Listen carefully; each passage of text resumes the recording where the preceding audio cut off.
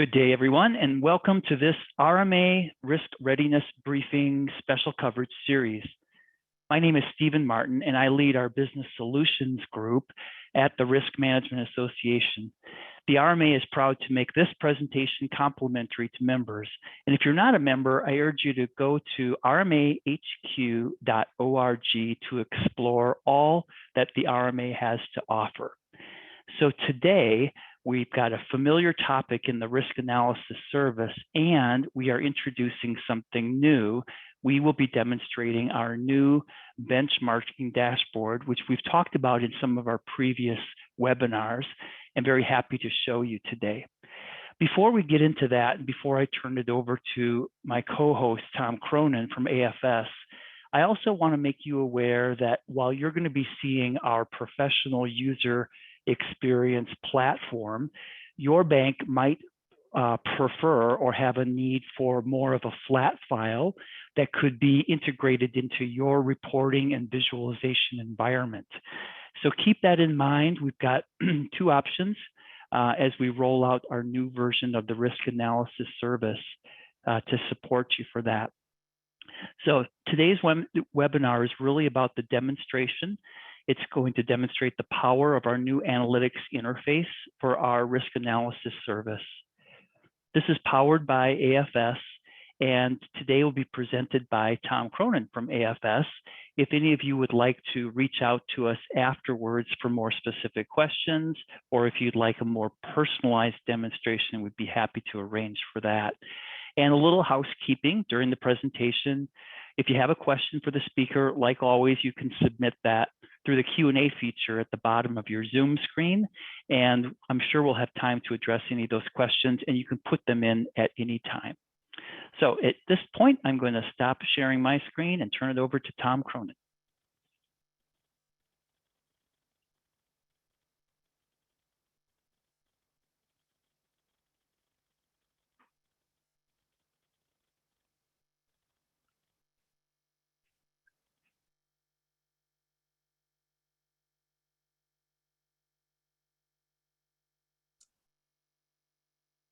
There, now I'm here. So sorry about that. I was on mute.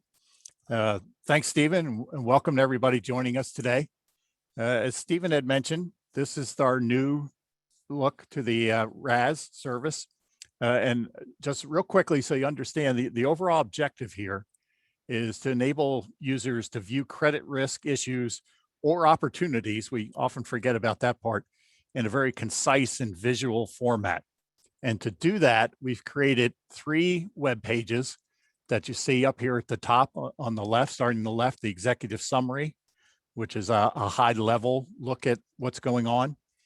The early warning problem loan management panel gives you a deeper dive into performance and credit quality metrics.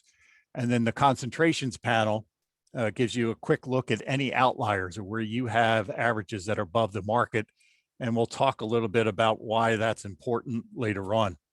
And what I'm going to do in presenting this today, rather than just do feature functionality, is give you examples of how some of the banks that we've already talked to and that are going to use this or have agreed to use this, show you how they're going to use it and what they're going to do. So some practical examples. So here's the executive summary page, and you can see there are 5 tiles, as we call them, across the top. One for exposure, past due and non-accruing or performance, and then weighted average probability default and low pass loans are the credit quality metrics. In the middle is a chart showing that now we happen to be on non-accrual, shows the chart over the life of RAS. And RAS, as most of you know or might not have known, started in the 3rd quarter of 2003. So you see we have data there during the recession, then starting about 2016, the energy crisis, and now in 2020, the pandemic interruption. And then the charts at the bottom, the 3 bottom charts show you more recent history. So the April is the last month, the month before that in the middle, and then December 20th, so the last year end. Your bank in the blue, red is the peer, and the market is yellow. So if this is your bank, so let's assume this is your bank, you can see, if we look here on the end, that your non-accrual rate is at 0.6, the market's at 0.82 and the peer group's at 142. So overall, you're doing pretty well. But what one of our banks wanted to do is they have a concentration and some exposure to wholesalers, and they wanted to see how that compares to the market.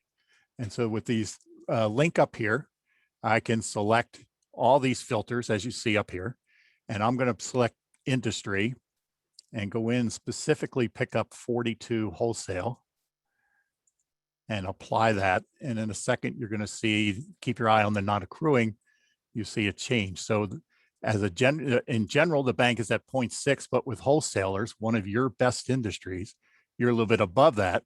And then if you look at the chart, you can see that now, whereas before you were better than the market and the peers, you're now actually worse than the market.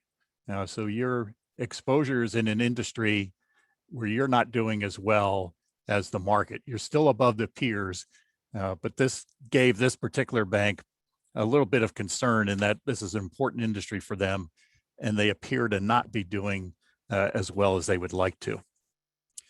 Now, another bank we showed this to was having a particular concern about size, loan size, and a particular size.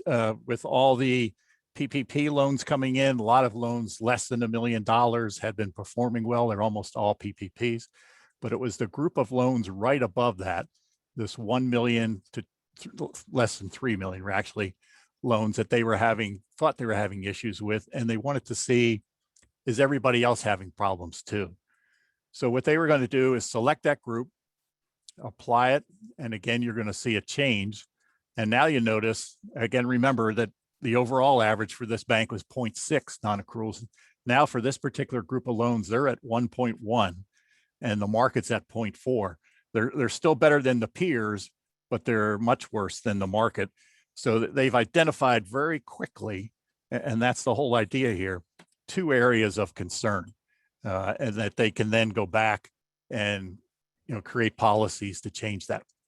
And I mentioned earlier that, so in addition to issues, there's also ways to look at this for opportunities.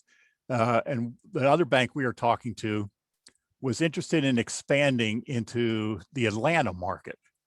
And so we have the ability to look at loans.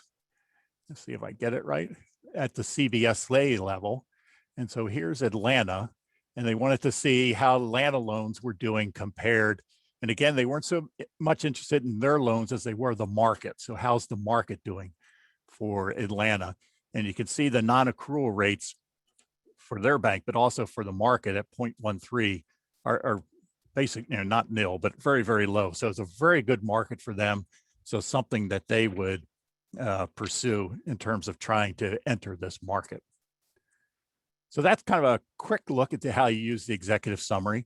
So now I'm going to move on to the early warning problem loan management page.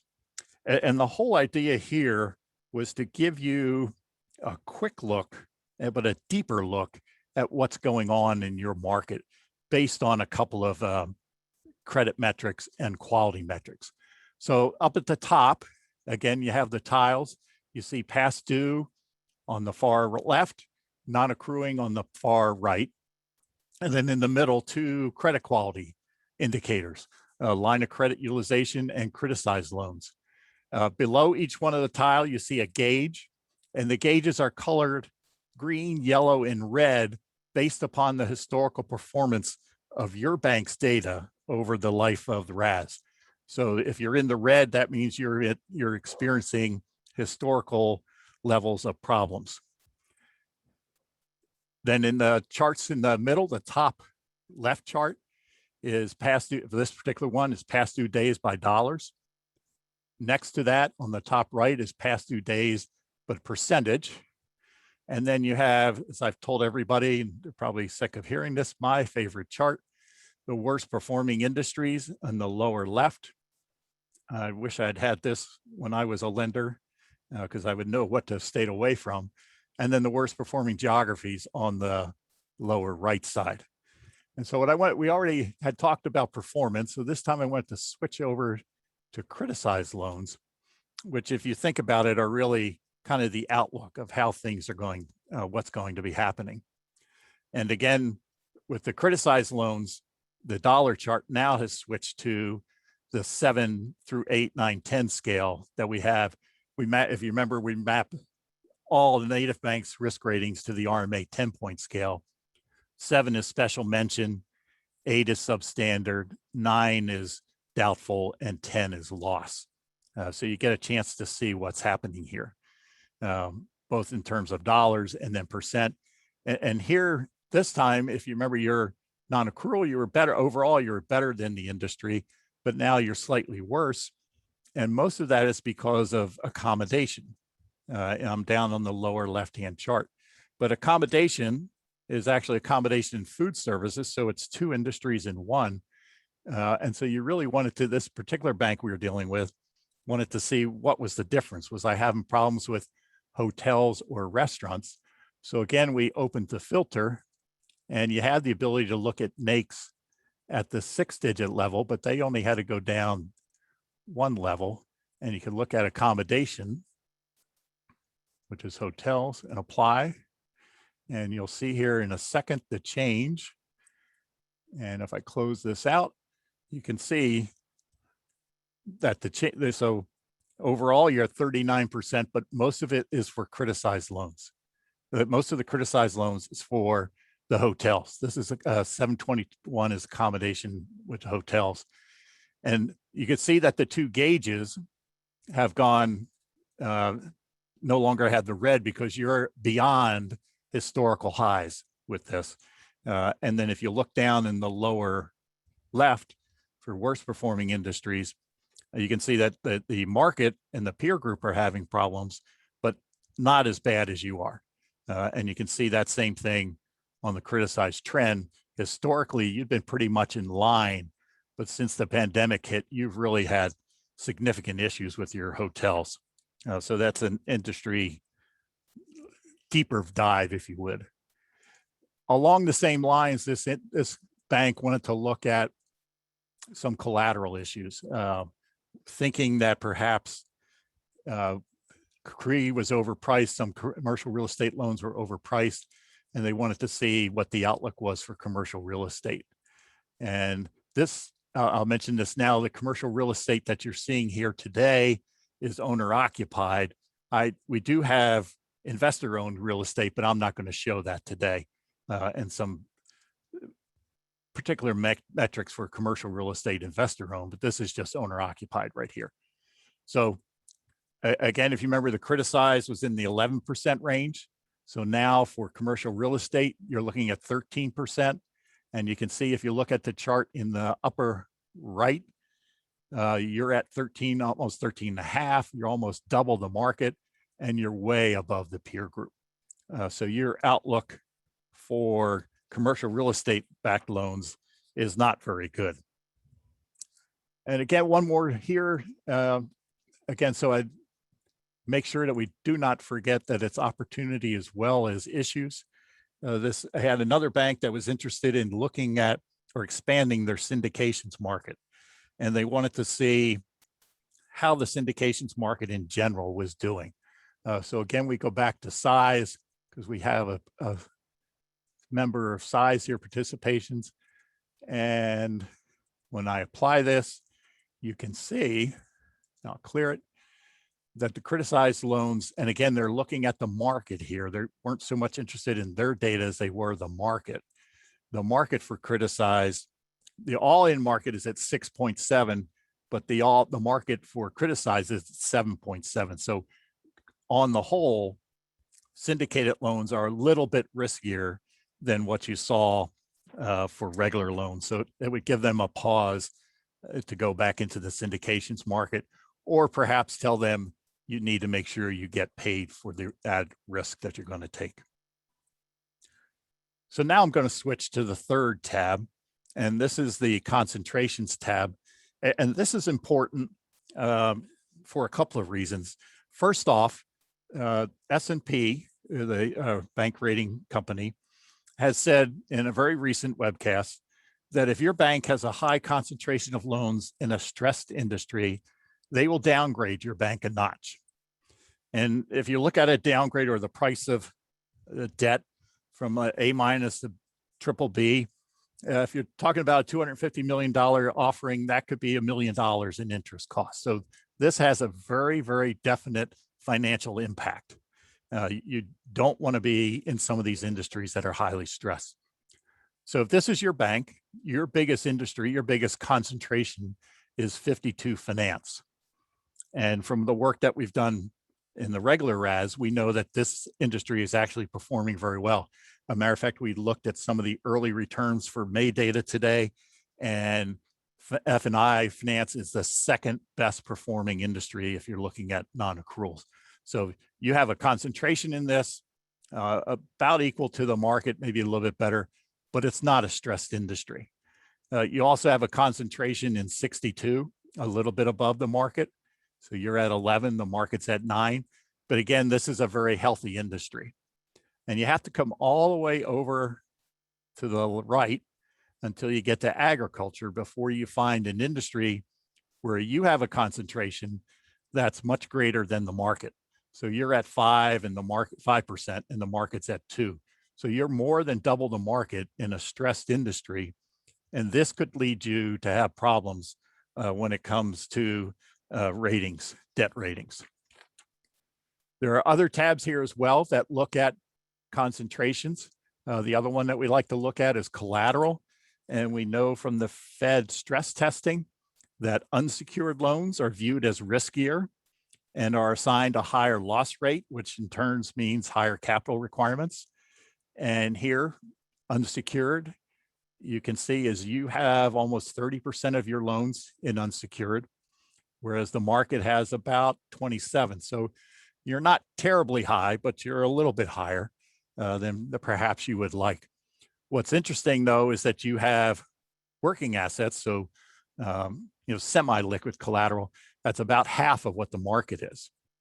And one of the reasons is that you have a large amount of loans, and here I'm highlighting the unknown, that are not even tagged as being what the collateral type is. So one of the offshoots of RAS, in addition to risk and opportunities, is kind of a data quality or data QA effort.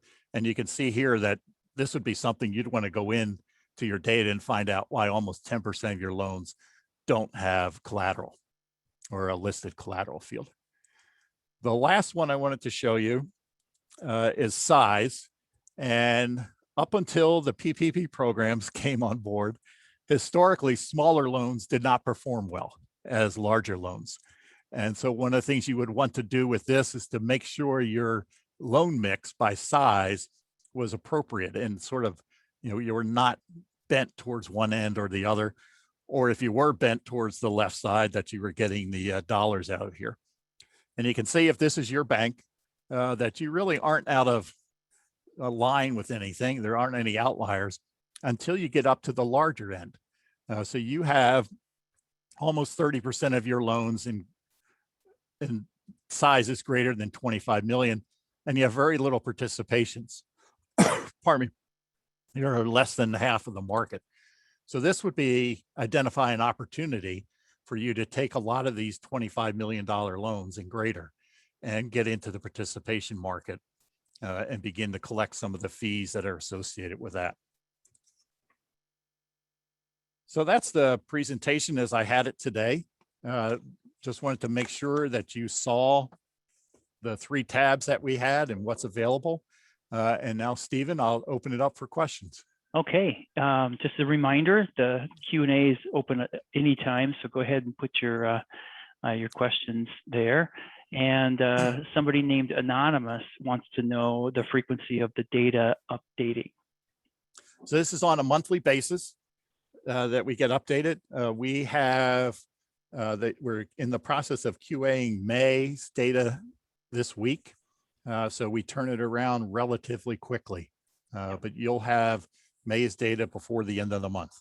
Yep, there's a whole process, isn't it, to gather those tapes and do your QA and get it all kind of positioned for the analysis before you can make it ready. You guys do a very fast job of that. Yep.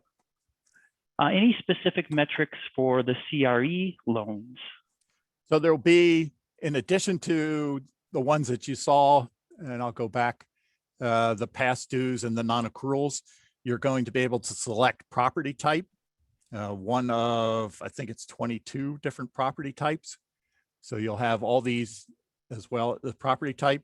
You'll also have, pardon me, exposure to value as a metric, and cap rate will be here as well. Nice. Great.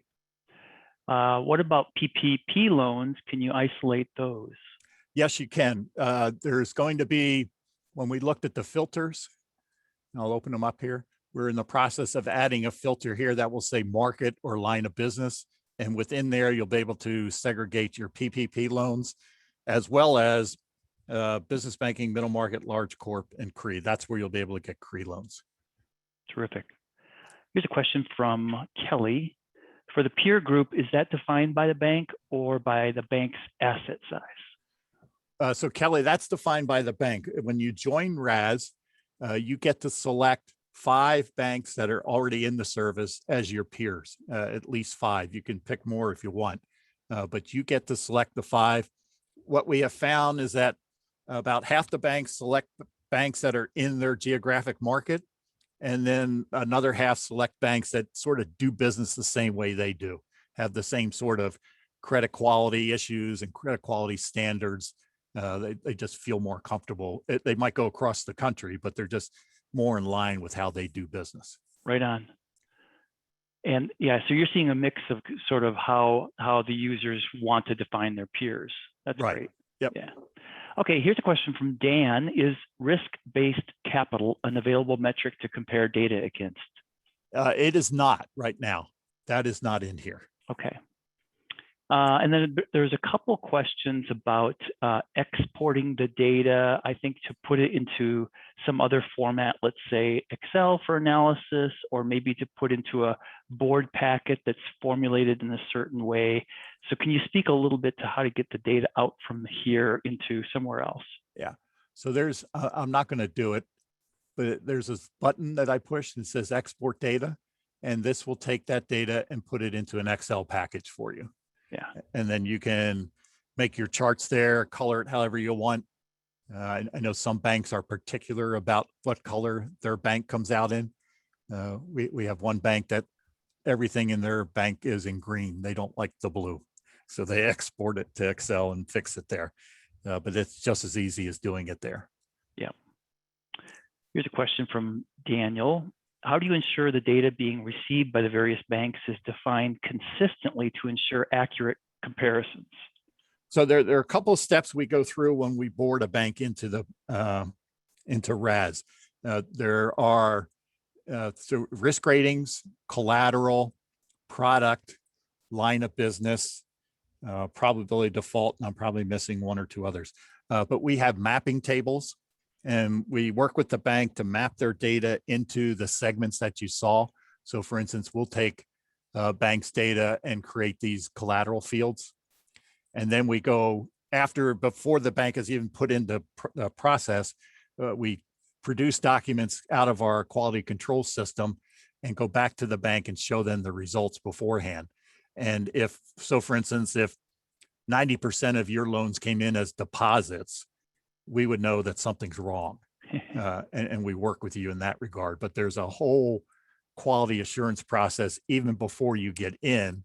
And then every month we repeat, not the entire process, but a very similar process to make sure that something's not happened. Give you an example. We recently had a bank that changed risk ratings scale. And we noticed after the first 2 months it worked, the 3rd month something went wrong, but we caught that in the quality control period, went back to the bank and fixed it before we released the data. Interesting. I love that question. It's very astute. And there's a kind of a related one from Kelly. Approximately how long does it onboarding take? And I think what Kelly's asking about is if they were to subscribe, their bank would subscribe, what's that process look like to get their data into the database? So it's usually a 60 to 90 day process. But you would think it wouldn't take that long. But to be honest with you, by the time you sign the contract and you get the extract and you start working on it and you send the file to us and we load it and review it with you. And then everybody makes sure it's correct and everything else gets taken care of. It's in the 60 to 90 day range. I would guess too, Tom, that like anything else, if everybody's ready and their day jobs are such that they can spend a lot of time on it, those are things, and they knew the data very well, those could accelerate the time. And if the opposite were true, if people were really busy and maybe had to go consult with colleagues about questions that your team had, it might take a little bit longer. And that's exactly what happens when we put banks on. Some banks have dedicated resources and we get through it rather quickly. And other banks are, somebody's a credit officer during the day and doing this at night. Remind us, Tom, how many metrics that we're generally talking about. I know we've got the two CNI and CRE, and there's a difference there, but we're not talking hundreds of fields, are we? No, matter of fact, we just went through the extract and culled out a lot of fields that banks were not using or not able to provide data. So we're somewhere in the 50 to 60 range. Right on. In terms of fields that are needed. Another question, can you go back to the low pass loan? What is the definition of a low pass? So on the RMA scale, the RMA has a 1 through 10 scale. 1 through 6 are pass, with 6 being the lowest pass. So that's usually what you would call below average loans. They are one step away from special mention. A lot of times these are what you would call watch list loans. Some people say a 6 is a watch list, some say a 7 is, but they're loans that have something's to be very simple, something's wrong with these loans. They're, either experiencing financial difficulty or their market or their industry is having problems. But it's kind of, below average type loans. You don't want this number, this percent to be very high. Yeah. Good. Thank you. All right. This is a good question here. This non-public personal information, is that a requirement to participate, like things like names of the borrower or tax ID numbers or something like that? That is not a requirement. As a matter of fact, we don't want those. Particularly the tax IDs. That's not in our requirements document, and there's no place for us to gather it. So we don't want that. What about things like loan numbers? So you have in the extract, you have the ability to identify a loan or a commitment or a borrower with an ID of your choosing. So if you want to have a unique borrower ID that does not match what's on your loan system, we don't care about that, just as long as it's unique and that it stays constant from period to period. Gotcha. Kelly asks, how many banks are currently using the RAS system? There are 15 banks in RAS right now. And we're expecting that number. We're in, I guess you could say, serious discussions with a couple of other banks. So we're fully anticipating that this number is going to grow substantially in the near future. Yeah, I think that's part of the plan. Getting a new user interface and all the work that you guys have done, Tom, to make it easier to onboard and more straightforward. I think it's a very appealing thing for banks to look into. Daniel asks, how does the system define who the peers are? Okay, this is related to the peer question. How does the system define who the peers are for each participant bank to compare their performance? Do you mind just going over that again? Sure, no problem. So you get, when you join, we send you the list of banks that are in RAS. You get to pick at least 5 of those to be your peer group. And then those are your peer groups going forward. If you want to change that, you can. But the only thing we ask is that you don't switch out one bank and switch in another one and do that every month so you'll learn who's who. But you have the ability to set up the peer group however you want to do it. Terrific. A couple more questions. Back on the concentrations area, notice there were years that were across the top, and I think they were all colored in. I wonder if you just speak to what is that functionality? So that's a good one. Let me pull back up deal size and I'll show you how to use this. So if you remember, one of the things I said is here, you had a lot, and this particular bank had almost 30% of their loans in greater than 25 million, and they were not using participations at all. But you can go back in history and say, was it always like that? So I'm going to go back to 2010, and you can see back in 2010, you had a lot of participations, but the market didn't.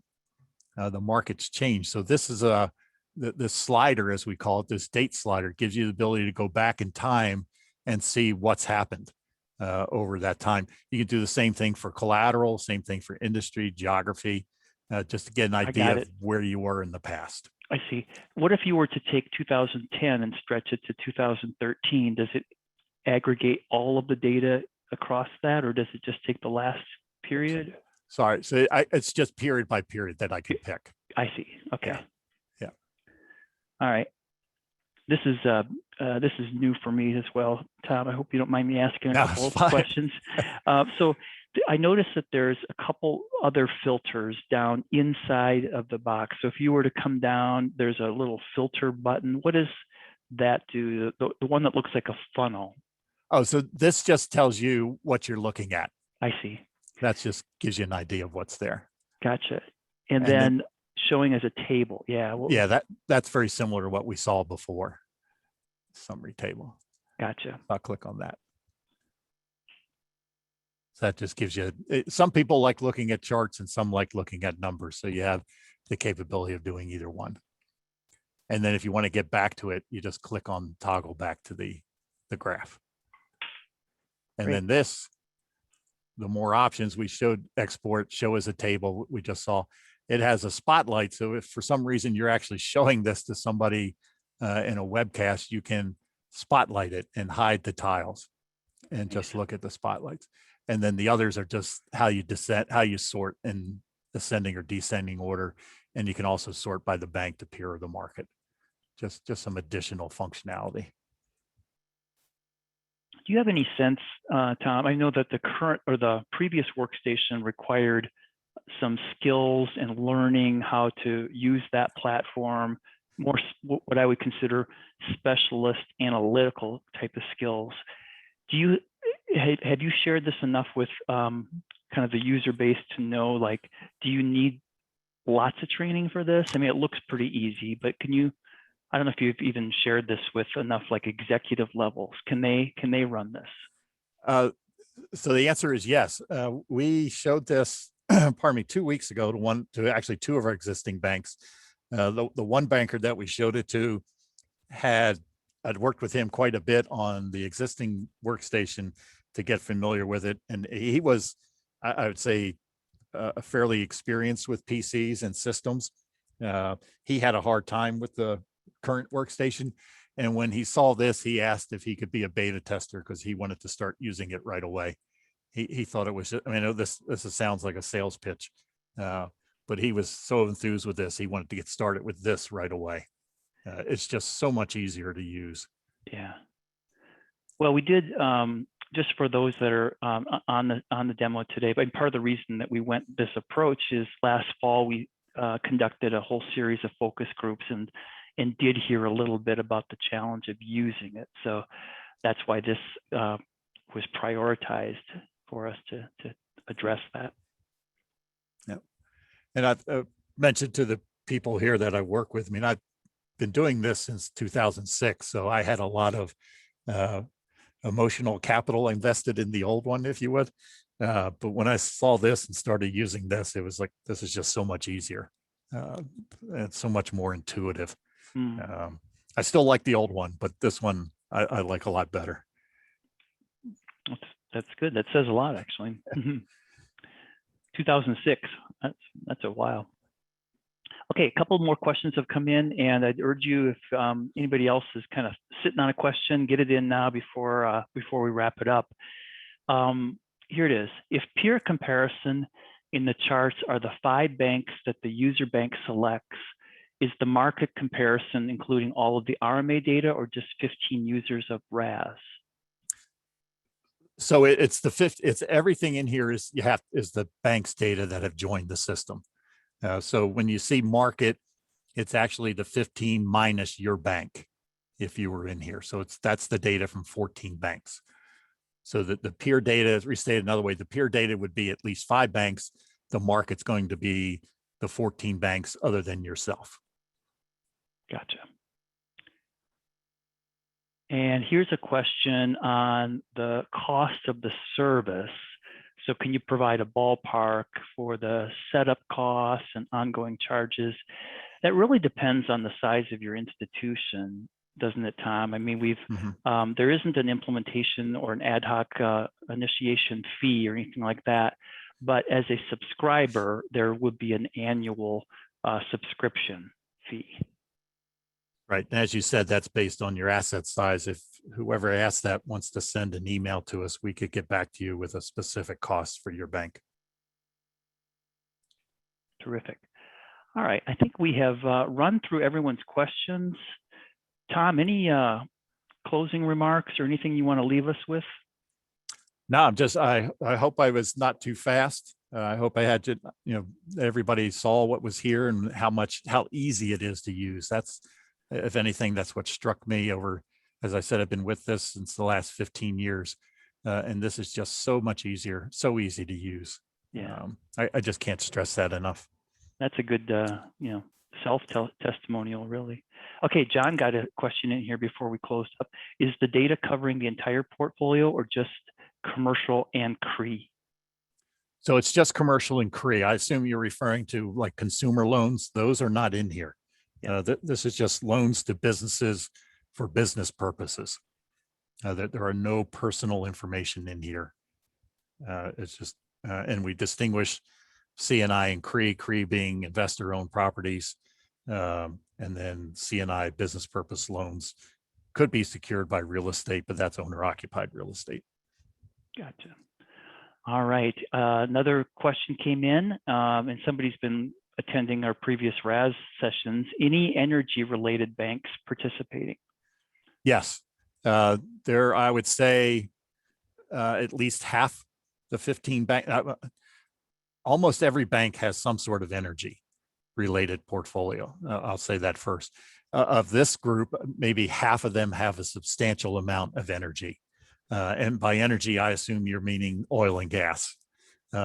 Although I will say, and one of the things that you can see here, if we had time, you could look over time, you could see that the energy, the percent of the total portfolio of the energy book has decreased substantially, especially since the recession, and then even more so since the energy crisis in 16, 17. I bet so.